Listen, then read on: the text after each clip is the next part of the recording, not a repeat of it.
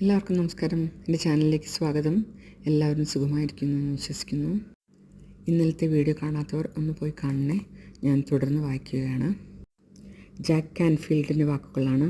വികാരാനുഭവമാണ് ആകർഷണം ഉണ്ടാക്കുന്നത്, ചിത്രങ്ങളോ ചിന്തകളോ മാത്രമല്ല. എൻ്റെ ചിന്തകൾ ശരിയായ ദിശയിലാണെങ്കിൽ, മനോദൃശ്യത്തിൽ എനിക്ക് വേണ്ടത് കിട്ടിയതായി കാണുകയാണെങ്കിൽ അത് മതിയല്ലോ എന്ന് പലരും വിചാരിക്കുന്നുണ്ട്.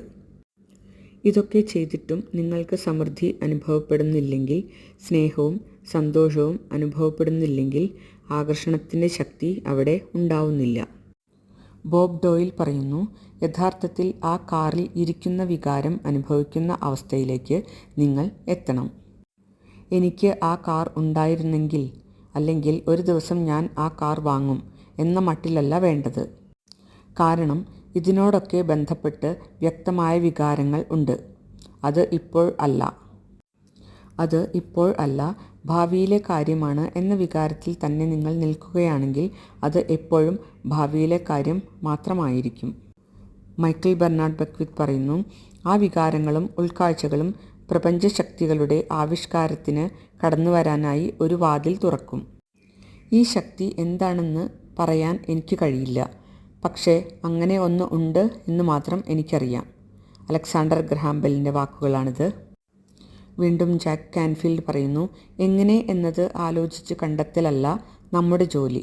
എന്ത് എന്നതിനോട് പ്രതിബദ്ധതയും വിശ്വാസവും ഉണ്ടെങ്കിൽ എങ്ങനെ എന്നത് ഉരുത്തിരിഞ്ഞു വരും. മൈക്ക് ഡൂലി പറയുന്നു, എങ്ങനെ എന്നത് പ്രപഞ്ചത്തിൻ്റെ സ്വാധീന മണ്ഡലമാണ്. നിങ്ങൾക്കും നിങ്ങളുടെ സ്വപ്നത്തിനും ഇടയിലുള്ള ഏറ്റവും എളുപ്പമുള്ള, ഏറ്റവും വേഗത്തിൽ എത്തുന്ന വഴി ഏതാണെന്ന് അതിനറിയാം. ഡോക്ടർ ജോ വിറ്റാലെ പറയുന്നു, നിങ്ങൾ അത് പ്രപഞ്ചത്തെ ഏൽപ്പിച്ചാൽ പ്രപഞ്ചം നിങ്ങൾക്ക് തിരിച്ചു കൊണ്ടുതരുന്നത് നിങ്ങളെ അത്ഭുതപ്പെടുത്തുകയും അമ്പരപ്പിക്കുകയും ചെയ്യും. ഇവിടെയാണ് അത്ഭുതങ്ങൾ സംഭവിക്കുന്നത്. നിങ്ങൾ ഒരു ഉൾക്കാഴ്ച കാണുമ്പോൾ നിങ്ങൾ രംഗത്ത് കൊണ്ടുവരുന്ന ഘടകങ്ങൾ എന്തൊക്കെയായിരിക്കും എന്ന് രഹസ്യം പഠിപ്പിക്കുന്ന അധ്യാപകർക്കെല്ലാം അറിയാം. നിങ്ങൾ മനസ്സിൽ ഒരു ചിത്രം കാണുകയും അത് അനുഭവിക്കുകയും ചെയ്യുമ്പോൾ, ഇപ്പോൾ നിങ്ങൾക്ക് അത് ഉണ്ട് എന്ന് വിശ്വസിക്കുന്ന ഒരു സ്ഥാനത്തേക്ക് നിങ്ങൾ സ്വയം കൊണ്ടെത്തിക്കുന്നു.